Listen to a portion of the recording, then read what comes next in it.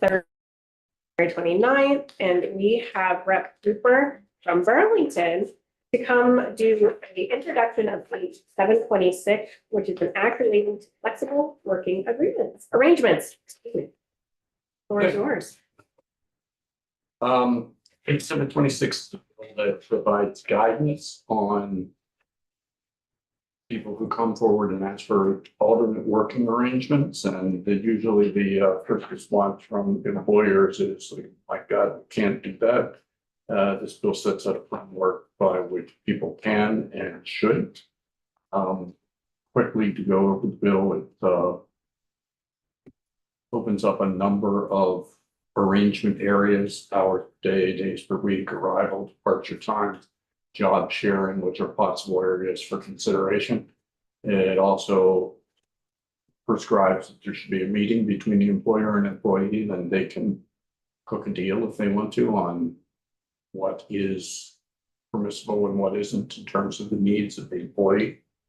There are a lot of reasons that employers may not want to do this, and there are in the bill specific parameters: employee morale, consumer demand, inability to reorganize, recruiting staff, such things that would allow an employer to deny such thing.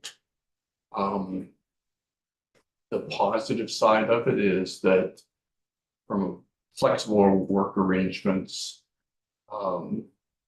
are a benefit to rural communities, because you get to stay rather than come someplace which is major metropolitan area.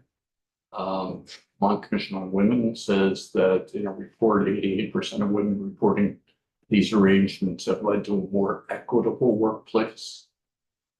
Physically and emotionally disabled women of color, 97% say they would support flexible work arrangements for moderate disabilities and chronic conditions, have said so.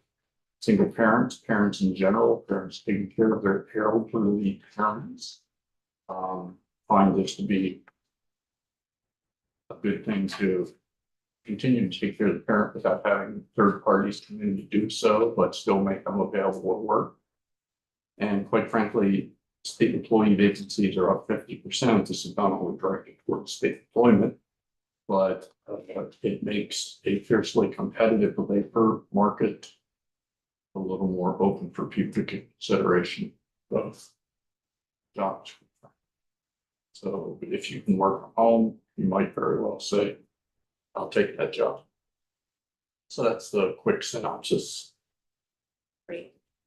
Yes. I just have a quick question. Is there any kind of framing of like how many requests you need to honor, or like what happens if your request is denied? Is it pretty open? It is pretty open. There is no, and there's a conversation in the bill about at least twice a year you should entertain requests from employees, but beyond that, there's no parameter for who or what. One question from me. I just want to make sure I understand the foundation of the bill. Is that an employer, the mandate is for the employer to hear the request, not necessarily accept or approve the request, correct?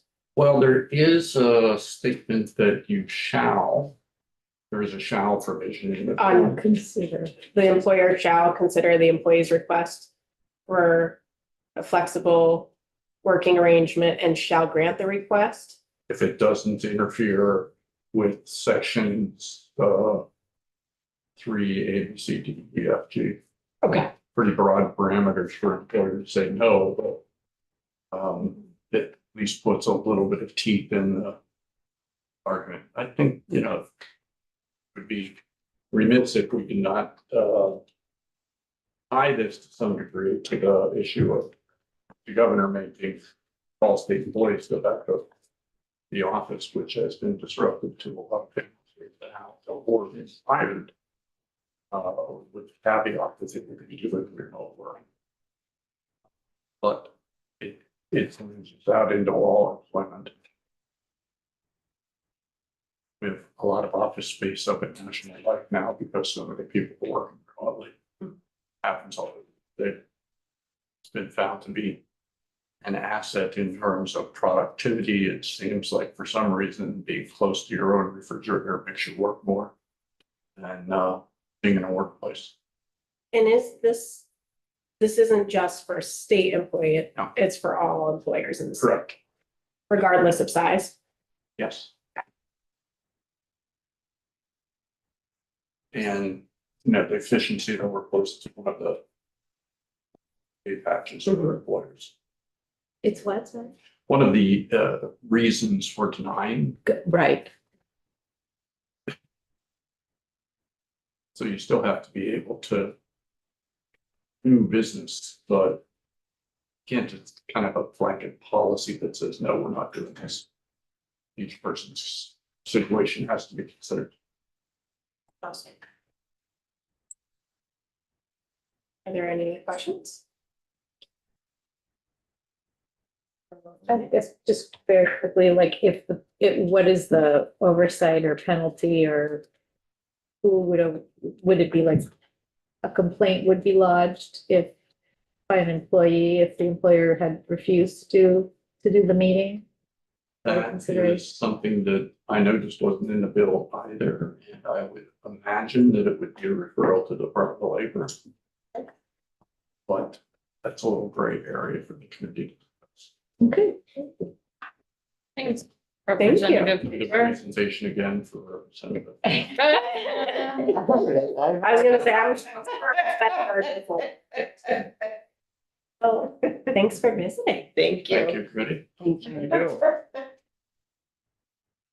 Next up, we are going to go over H 548, which is an act relating to adding a meeting leader position to the Office of Vermont Labor Relations Board. And have Judith Dillon with the LRB. And so take it away, Judith. Hi, thank you. I'm just testing out that you can hear me okay. We can. Great, thank you. Thank you very much. My name is Judith Dillon. I'm the Executive Director of the Vermont Labor Relations Board. Is grateful for any steps the legislature can take to fill the gaps left by the loss of the Federal Mediation and Conciliation Services, which is a federal entity which for years provided the labor and management with free mediation services to help resolve impasses and negotiations and to resolve disputes and unfair labor practice and grievance matters. Earlier in the year, through an executive order, a presidential executive order, most of the staff was fired. And in the upcoming budget, there is not sufficient funds to pay for or to revamp the organization to provide the mediation services that Vermonters have expected in the past. I'll provide you with a little background about the Vermont Labor Relations Board, if I may. It's a quasi-judicial board that administers the 7 Vermont Labor Management Relations Statutes. Decisions are made by the board, which consists of 6 lay members, 2 representing experience and background in management, 2 representing experience and background in labor, and 2 having a neutral background, meaning they weren't aligned or affiliated with either management or labor primarily. They're selected by an independent panel chaired by they're recommended by an independent panel chaired by the Commissioner of Labor, and appointments are made by the governor. The board has 1 full-time staff member, myself. I serve as executive director, general counsel, chief operating officer, what have you. And we have a board clerk who is not full-time.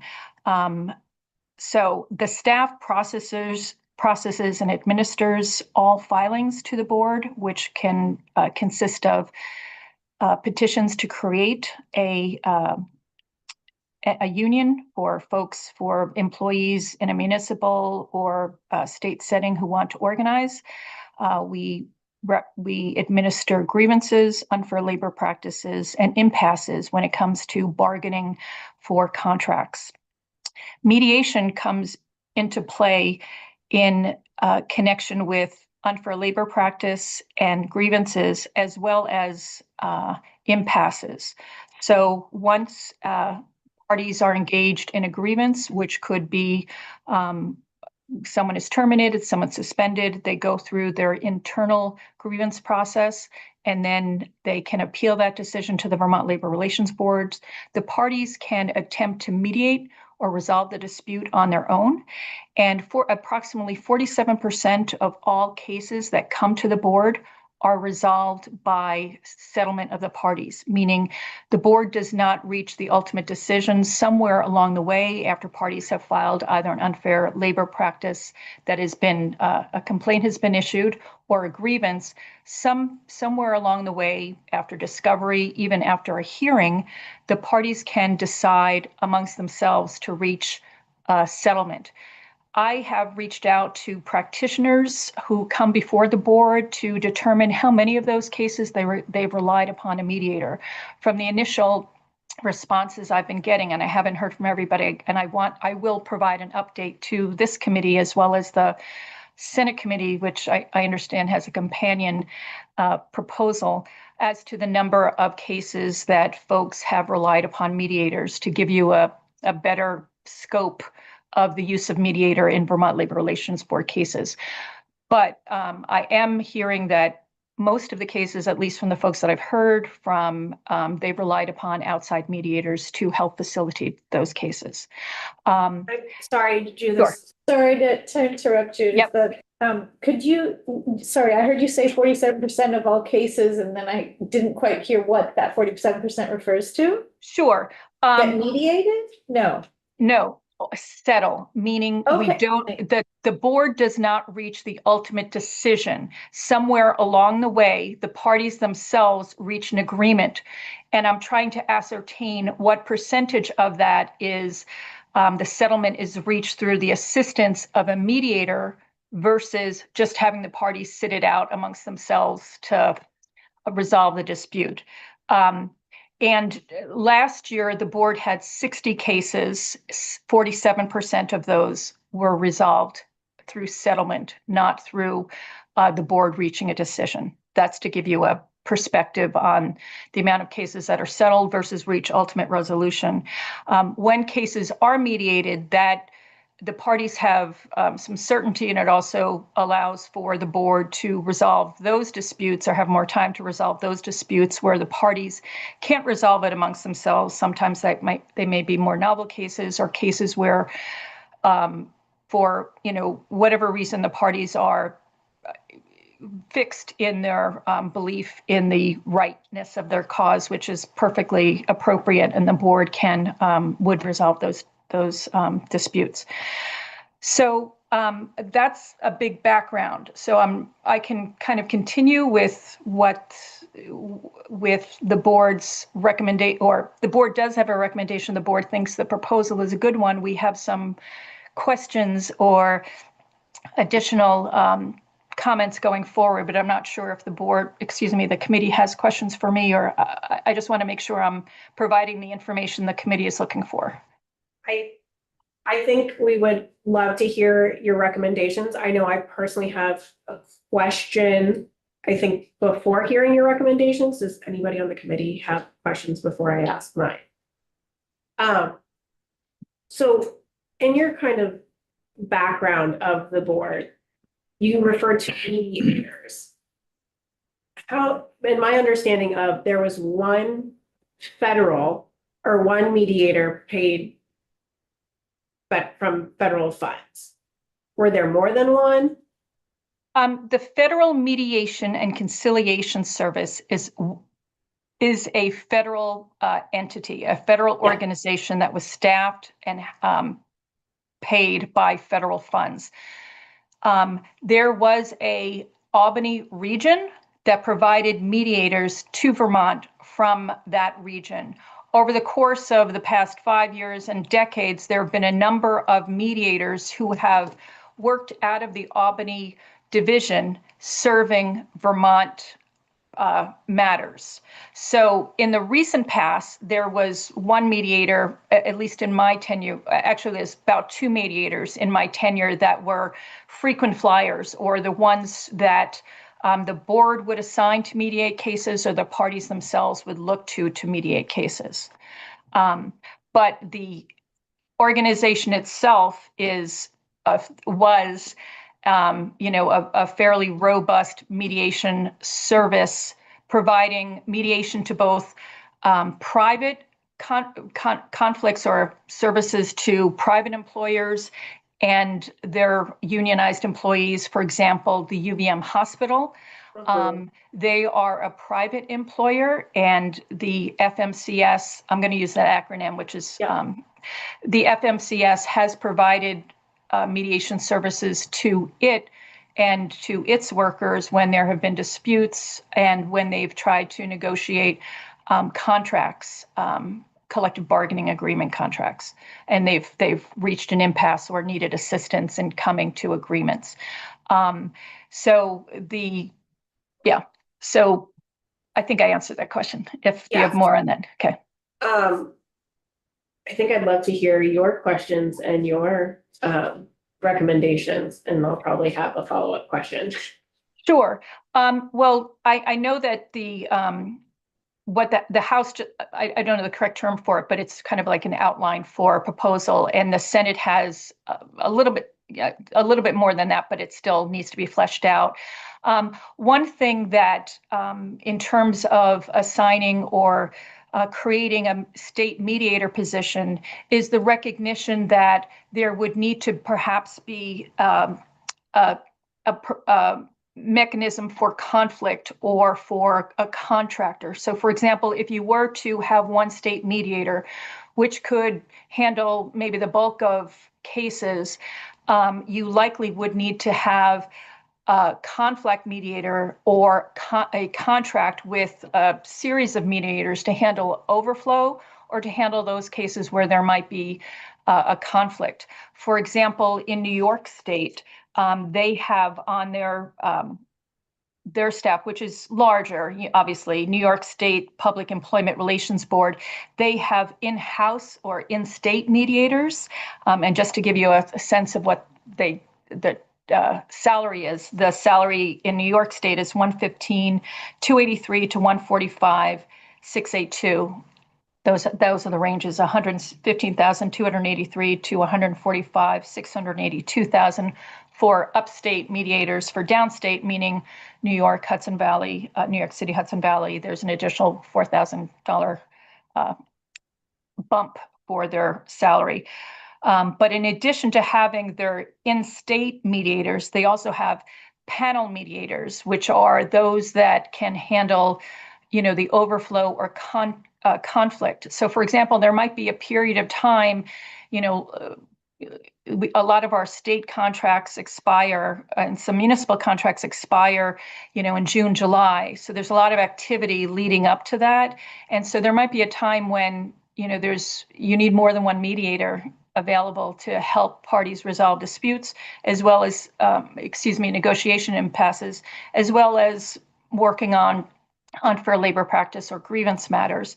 So you likely need more than just the one state mediator. You may need an off-ramp for a panel of conflict mediators for folks to avail themselves of if the state mediator is occupied in other matters. So that's kind of one issue to address. Another is having the adequate space for the mediation. Since COVID, a lot of mediation takes place remotely, like I'm appearing remotely today. But sometimes, depending upon the parties may like to be near each other during the course of the mediation, and they might want to be housed in the same location. And for mediation, you often need at least 3 rooms, a place where both parties get together to, present their matters, and then they separate into separate caucus rooms, and the mediator kind of does shuttle diplomacy back and forth. Currently, the Vermont Labor Relations Board doesn't have the space to facilitate that. The state bill proposed directs BGS to provide that space. But in addition to providing that space, there needs to be funding for that space because BGS charges Vermont Labor Relations Board for its space. So if this is going to be housed within the Vermont Labor Relations Board, any funding would need to recognize the space requirement to facilitate the mediation. We also had just some questions regarding, I'm going to use the word accountability, but that's not quite the right word. But the oversight, if they are housed within the Vermont Labor Relations Board, the degree to which the board or myself as executive director have responsibility over that mediator. Ideally, for any mediation to be effective, you want it to be, the board would not know and should never know what takes place in mediation. That's confidential by statute, and the legislature made clear that what takes place in mediation shouldn't be brought up in the context of hearings. We obviously want to preserve that. So we just want to make sure that there are appropriate the legal boundaries between what takes place with mediation and what takes place with contested hearings before the board. The board can administer that, but we would want to make sure that those boundaries are maintained. So those are some of the bigger items that we had questions about. One, funding, the provision for a conflict or additional mediators or panel mediators or conflict mediators to take over where the parties to facilitate a choice of mediator, but also more importantly, if the state mediator is occupied with something else. Those were the two kind of big picture questions that we had or wanted more information about. Great, thank you, Judith. This was really helpful. Are there any other questions? Thank you. Thank you. I'm trying to understand the space requirement. Did you say 3 rooms? Is that what? Yes. And so mediation sometimes can happen on site. For example, sometimes the mediator goes to where goes to wherever the parties are. For example, if it's the Department of Corrections, maybe the Department of Corrections has space to facilitate the mediation, but sometimes they don't have the space to facilitate mediation.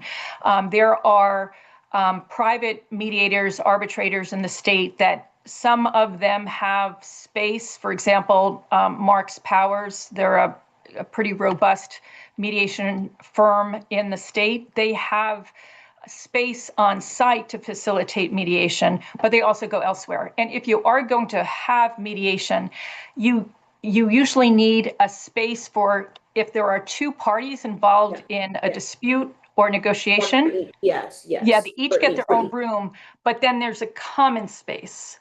Okay. So, and the common space might be where all the parties gather initially to articulate their positions. And so sometimes in mediations, it's very important for the parties to hear what the other side's saying and also for them to convey their important issues to the other side. The act of just voicing what the concern is to the other side is very powerful. And having a space to do that in some mediations can facilitate the mediation process. So that's why it's not always required, but you ideally would want that space, the common space and 2 separate spaces. Sometimes mediators just have 2 spaces, and whomever, has fewer people, the common space will be where they are so that, the larger party doesn't have to lose their space. But that might convey golly, we're being inconvenienced. This isn't our space. We're sharing our space.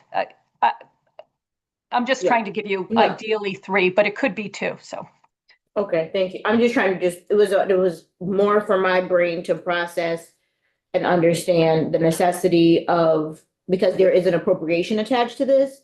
And so I'm just trying to understand the amount of use versus the appropriation and how Sure. much it is required and all of those things. So that's where my brain was framing. So thank Yep. you for that. Yeah. And I could let you know that right now the board makes use of a conference room that it shares with other state agencies within 6 Baldwin Street. So we share that space. So our hearings we have in that conference room, our board meetings we have in that conference room. We could make use of that conference room, but that's one space.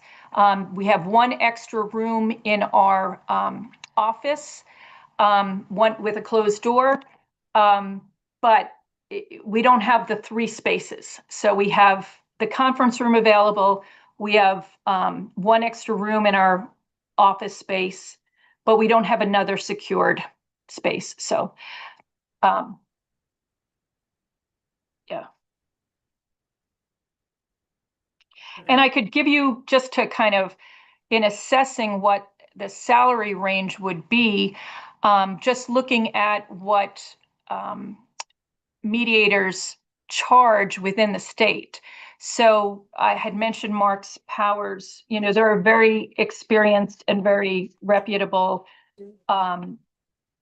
group of mediators. Their labor mediators charge up to $450 an hour.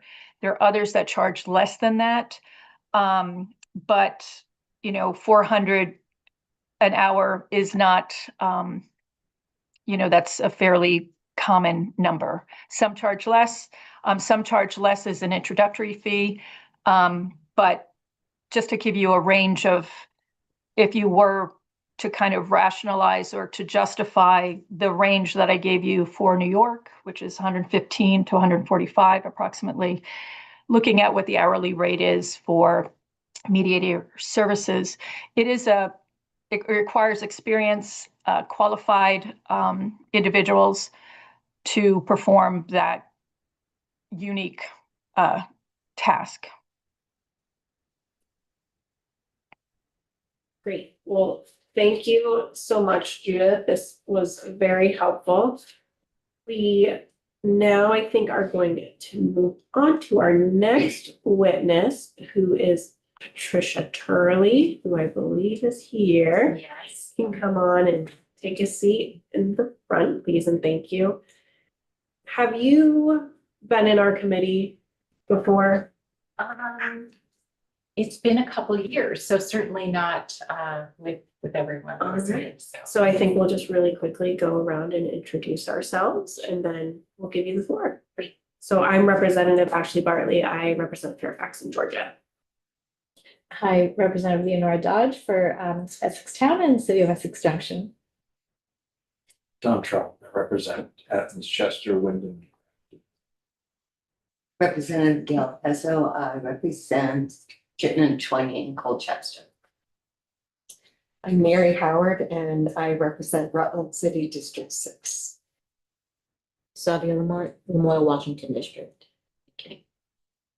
Floor is yours. I am Patty Turley. I'm here from the Vermont State Colleges. I am the general counsel. And so we are often in a place where we utilize the services of the federal mediator that was available through Federal Mediation and Conciliation Services. And we work with 6 different labor unions. There are actually 7, but one of them operates jointly. So we have 6 different units within the Vermont State Colleges system. And if in our negotiations we reach impasse, we're governed under SELRA, the State Employees Labor Relations Act, and we have to petition the Vermont Labor Relations Board to proceed to a mediator at impasse. And that is set out in the statute. So it's not a step that we can skip. It's part of the statute. And we welcome it because it's been highly successful for us in most regards.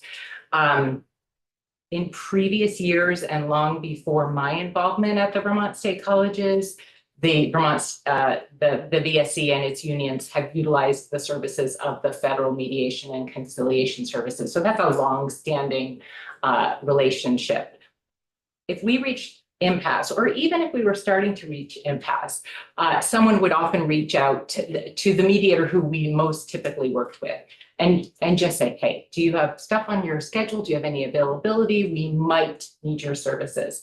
So there was that kind of ability to get on the schedule or get a sense of the schedule. This allowed for a smoother transition to mediation. Sometimes it was the union that reached out, sometimes it was us. There was never, that was not a problem.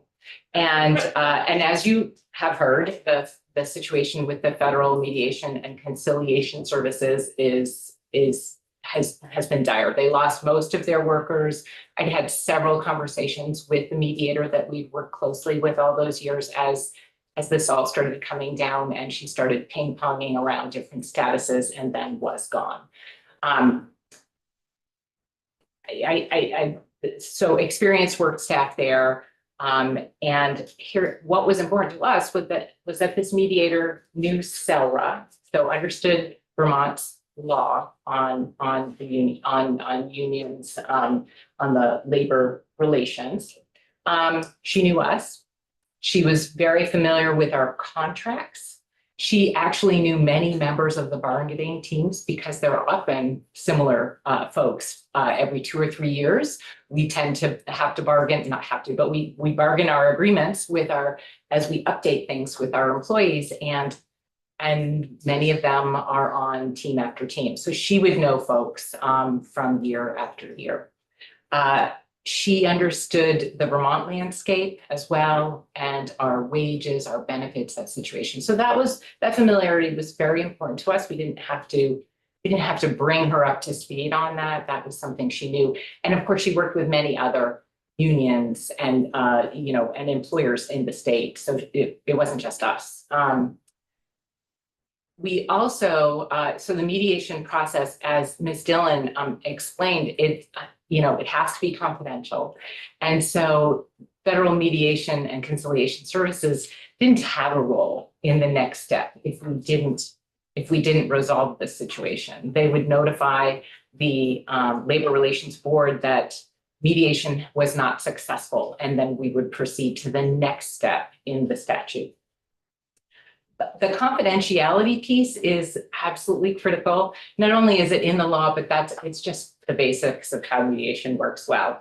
Because mediation allows you to explore ideas and maybe put out some feelers on something through a mediator, as opposed to in the bargaining table, we can explore things, but it's much harder to explore things because you have to be able to stand behind what you put on the table in your negotiation itself. And in mediation, you can explore things a little more. So it's very valuable that way. So we're really grateful that the CELRA contains this mediation requirement before we get to a next step on collective bargaining agreements. And having a mediator available through the Labor Relations Board would fill the gap that we now have.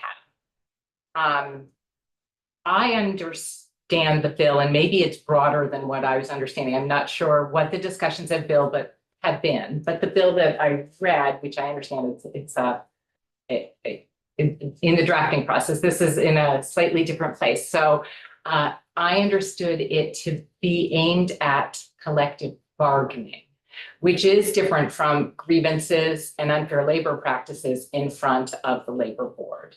We don't use mediation as often with grievances and unfair labor practices. We can, and we sometimes choose to, but we don't as often. They're just they're in a different place.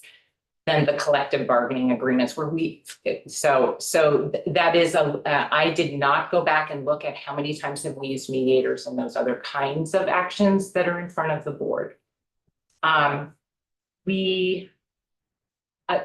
think notably, the statute doesn't require that we use a mediator before we go to the board on a grievance. If a grievance gets forwarded to the board, I don't believe it requires that we use a mediator, although often we might. From our perspective, I did want to give you a little bit of information about our most recent history.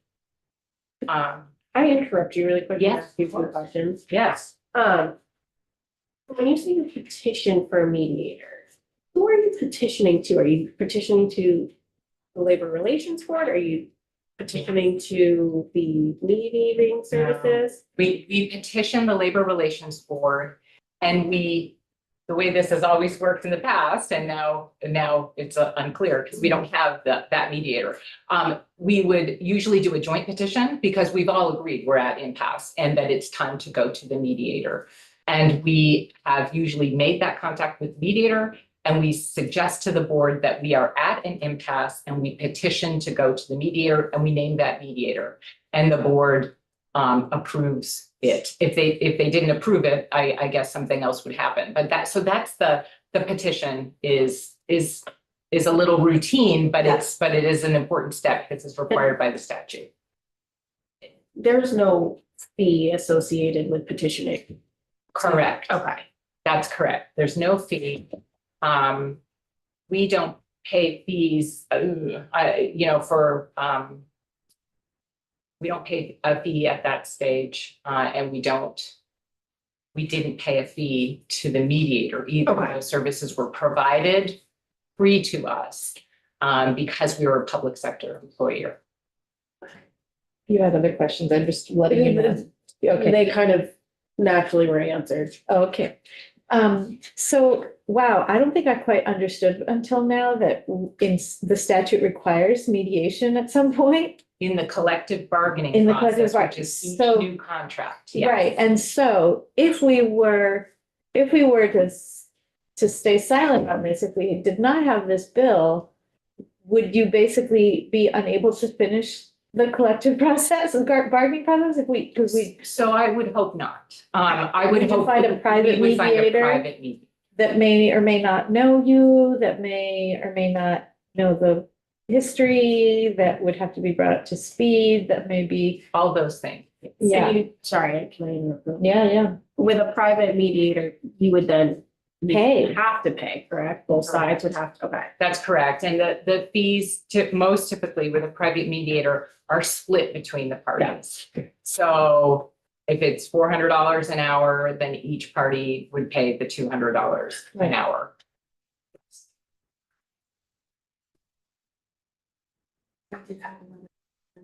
That, I have another one if you want to. You keep going. yeah, please do. I imagine, and I think we heard this in the walkthrough that that this new situation of having to pay for, even sharing the costs of paying an hourly fee or a contract, contracting a mediator would discourage, might discourage people accessing this service. On the other hand, what's new is this fact that the statutes say that you have to at some point. Yes. For- I have a copy of the statute. Carol.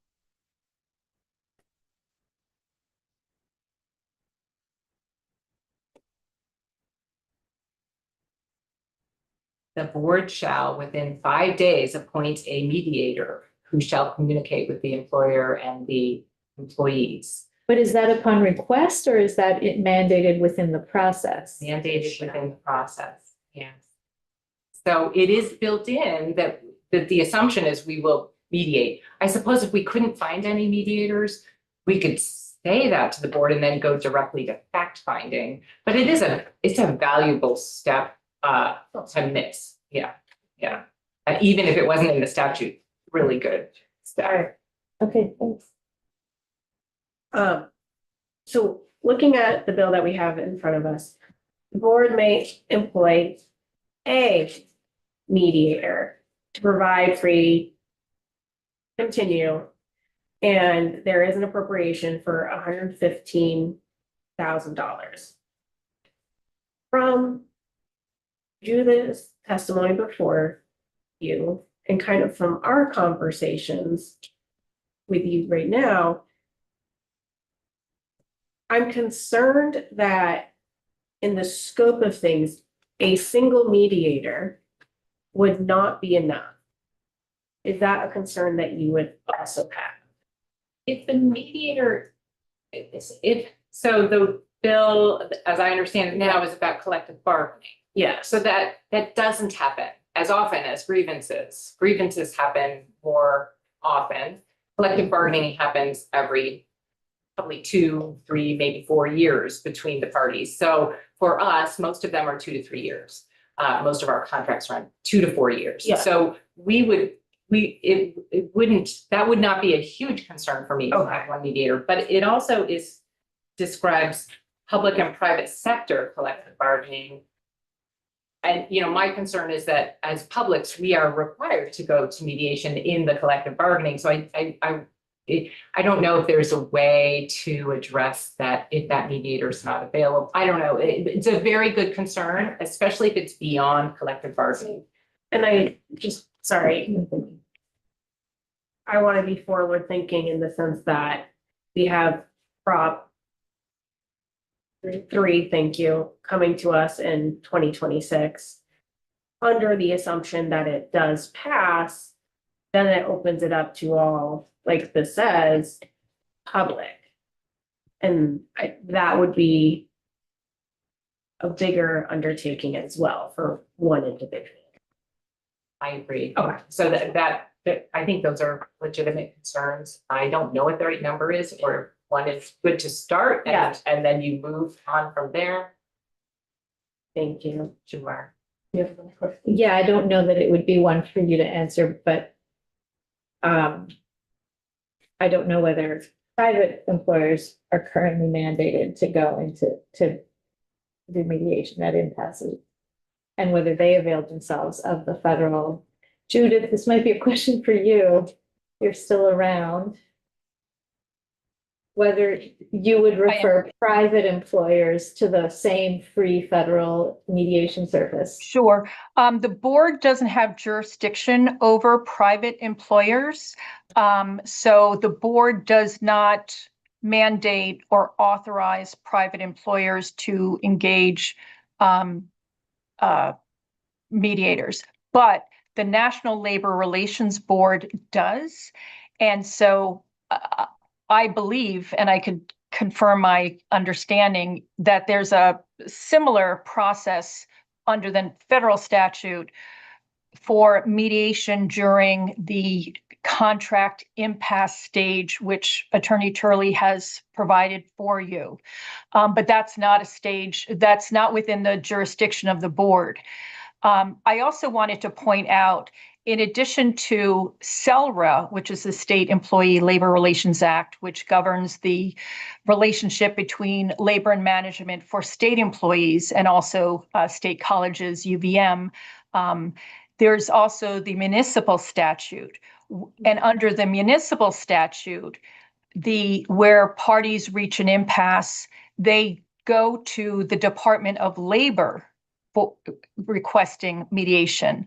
It's my understanding, based upon communications with practitioners and also David Belanger, who for years worked with under that statute, and David is a member of our board, that the Department of Labor, similar to the process that Attorney Turley described, that the parties similarly went to FMCS to contact the mediators to say, hey, we have a conflict. Would you be able to assist us with this impasse? Then they'd go to the Department of Labor and say, we have an impasse. We'd like you, Department of Labor Commissioner, to appoint mediator X to help us facilitate this impasse, to resolve this impasse. So with respect to any proposal that includes both public and private, the public, to the extent the process or the step to appoint the mediator may be different, whether it's the Department of Labor or the Vermont Labor Relations Board. If there were a mediator, that mediator, if there were a state mediator, I would imagine, or I would recommend that mediator be available to do all of the mediated disputes within the state, within Vermont. FMCS, and I'm sorry if I'm saying more than you want, for years was providing the service under the Vermont statute. That wasn't their mandate. They did it because of the need and provided it to, they expanded the scope of their action or jurisdiction beyond NLRB to assist Vermont labor management disputes. So that's a little bit of, I don't know if that was helpful or not, but Thank you. You can continue.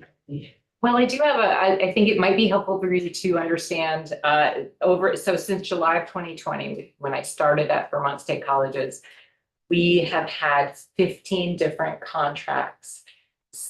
It's a little unusual. It's probably more than usual because of COVID and then the transformation of to the Vermont State University, we carried forward some by just a year at a time, and they were a new contract just with a really narrow scope. So, but we used the federal mediation services 10 times out of those 15 contracts, and 2 or 3 of the ones that we didn't use it for were just those almost carrying over. Very simple, just updating a wage, for example. Only one of those 10 went to a fact finder. So we used 9 out of the 10 helped us resolve the contract. Only one of those 10 went to a fact finder. And then after the fact finder's report, we were able to resolve with the help of a mediator, but not federal conciliation services. We were able to resolve that one contract. So that's just some history there, that 10 of the 15 that we did use those services. A couple of those are a couple of the 5 are, they almost don't count. Of course they count, but we didn't have a lot of high negotiations to do with those. And the 9 of the 10 settled, often with 2 or 3 mediation sessions. That this is not something that we got done in one mediation session very often. We did often go fast. One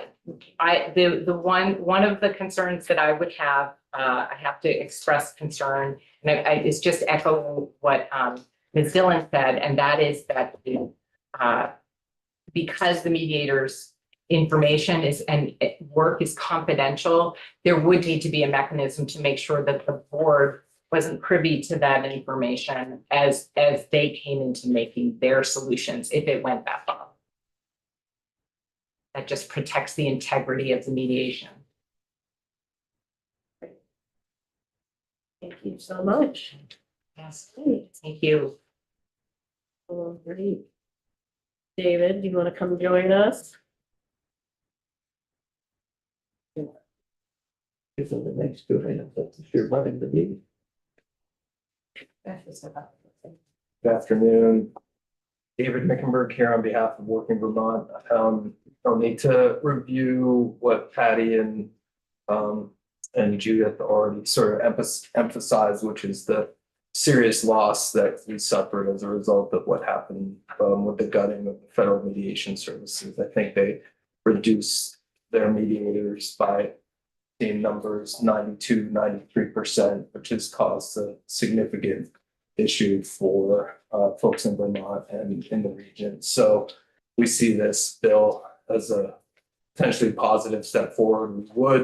There may be some restraints on their ability to handle it all, but we don't see why it wouldn't cover both grievance mediation and collective bargaining. It may just, I think that's just how the bill was written right. originally. Yeah. So it says collective bargaining, but I don't see why we wouldn't include the ability for the mediator to do grievance mediation, since that was within the scope of what the federal mediators would do. Does that mean that we need another one? You know, Ms. Dillon has already suggested that we need some type of panel or something else, so there may be a need to expand the scope of this, but I think this is a good effort to help deal with something which, again, as we discussed last week, which the current situation in Washington has now put additional burdens on us as a state, and this is one example of that.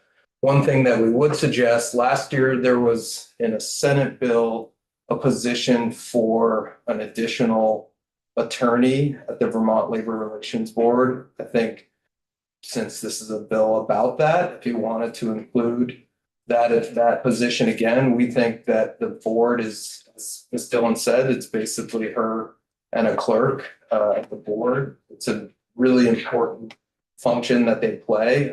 We think from the labor union perspective that the board is understaffed and has caused, at least, and I don't know what the current backlog is now, but in the past it has been years before things had moved forward in some cases. So we would suggest that in addition to what you're doing here, we revisit the issue of adding an attorney position to the Vermont Labor Relations Board to assist with the tremendous amount of work that they do really well, but it's a lot for one person to take on. So happy to provide that language. I think the appropriation last year for the attorney position was like $150,000. I believe that's correct, yeah. So other than that, I don't have much more to offer. Does anybody have questions?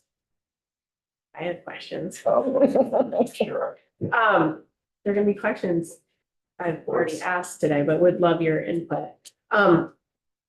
Again, this is just one mediator, so I'm assuming it's just gonna be one FTE, just going by how the language is right now.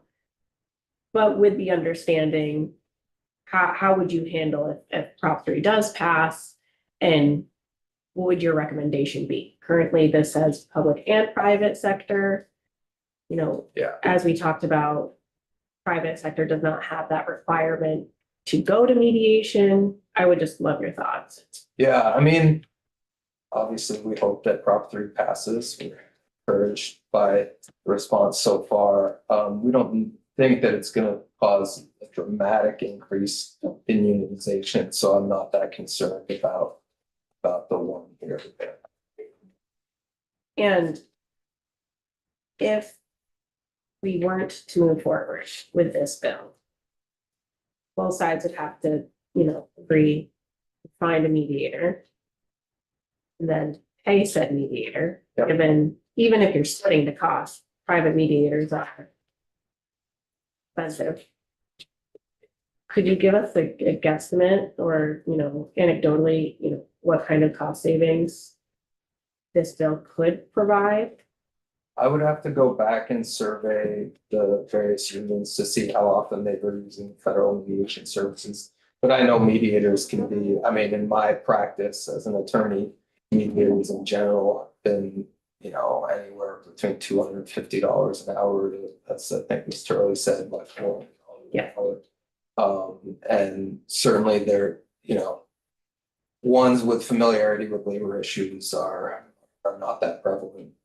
So I think this would be really helpful in terms of preventing delay, preventing either whether it's in a collective bargaining situation or grievance mediation from the delay of resolution. And that delay can cause a lot of tension between the parties. So, and as we heard from both witnesses, more often than not, mediation, and we know that in civil practice, more often than not, mediation can be a really effective way of resolving these disputes, which will then alleviate further expenses of going to the next level of search. Would you be concerned about both sides being able to just choose a private mediator?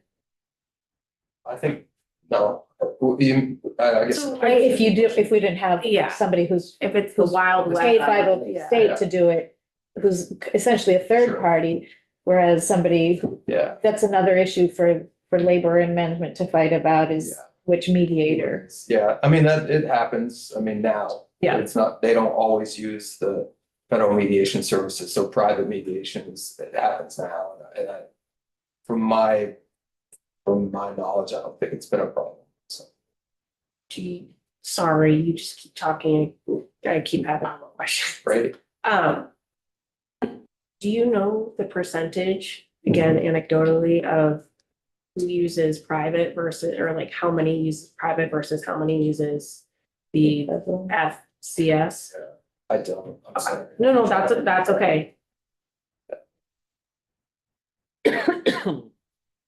That's all my questions. Thank you, I appreciate it. Yeah. Sorry. So just in sum, our recommendation, this is a good start, perhaps expand it to beyond collective bargaining to grievance mediation and put in an attorney position for the board to deal with their a really sort of significant amount of work that they have, so. Great, Thank you. oh, I've got a question. sure, In your opinion, in your professional opinion. Yeah. Do you think that the amount of the tremendous expense of hiring a mediator is a deterrent from getting to the point of mediation and instead settling? I guess it depends on well, at least from the union side, I mean, I won't speak for employers, but I think from the union side, I guess it depends on the size of the union. Sometimes it's a serious factor and other times less so, but it's certainly a factor, and I think unions try to really be conscientious of their members' dues and how to spend them and to not. And that's why this federal mediation services was such a wonderful thing.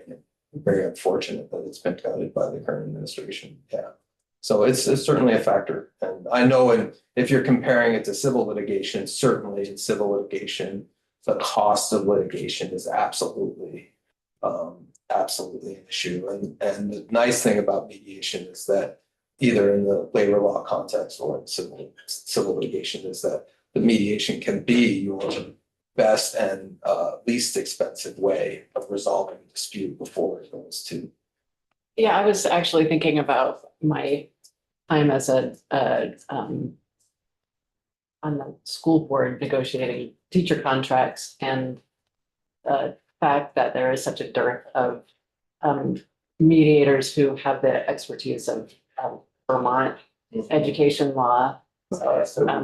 So you really have to pay through the nose to hire somebody often not from the state of Vermont.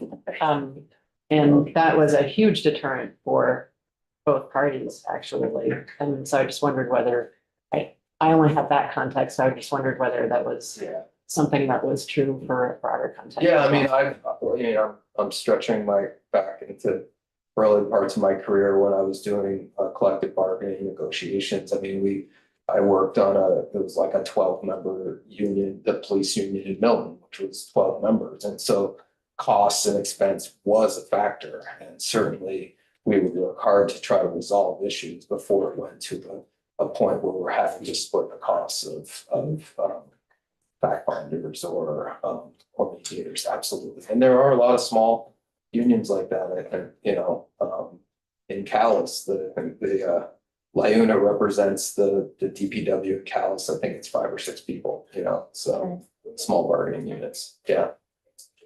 Thanks. Sure. Maybe even 4. Maybe it's 4. Yeah, it could be. Yeah. Any other questions of Dave? Or Patty? Or Judith? They're all here. Well, thank you for the 3 of you for All right. taking time out of your busy days Of course. to spend with us on this important issue. And the committee, I think, the next step will be for us to discuss the bill at some point and possibly mark up instructions to council. But at this point, the I think we're gonna move on. I think perhaps we ought to take a break. The next two items are bills. Two bills, one of which I am listed as the sole sponsor, and that is the fool's errand of a compromise landlord tenant bill. And the second is a bill where I am listed as the sponsor, but in fact, both the illustrious member of our committee, Thomas Charlton, is also a sponsor. And so we will jointly present it to the committee. I think what we should do is take a break. It's now just a little more than 5 after. Let's try to come back here by 2:20, which would give you a little more than 10 minutes, all right? So we are going to go offline and we'll be